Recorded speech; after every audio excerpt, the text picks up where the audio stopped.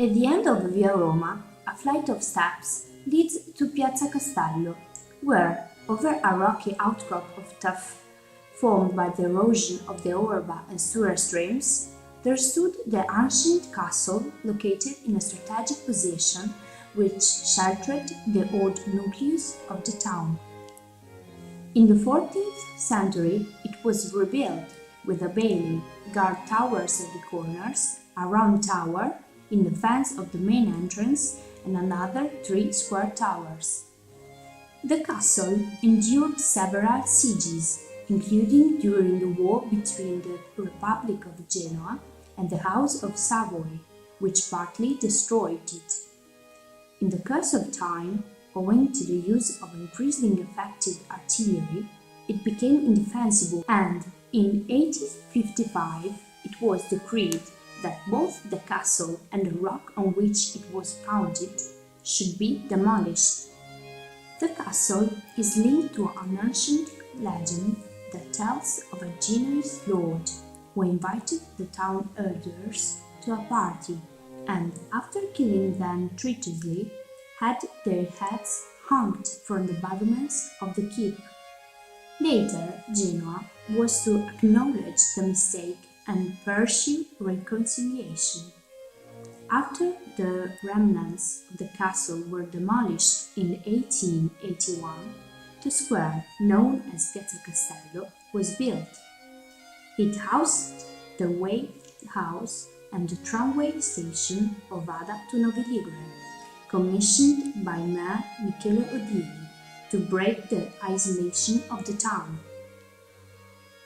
It was inaugurated in 1881 and remained in operation until 1954, when it was replaced by a coach service. Behind the building of the former station, you can admire the beautiful view of the valley, Val d'Orba, which gradually leads to the plain of Alessandria and is characterized by the confluence of Ovada's 2 streams, the Orba and the Sura, surmounted by their bridges. Climbing up the steps and going along Via Roma, you reach what used to be called Contrada al Castello, Castle District, which is offset in relation to the square because when the village started to expand southward in the 11th century, the road, born as an ideal exit towards Genoa, linked the access to the castle with the so-called Genoese Gate.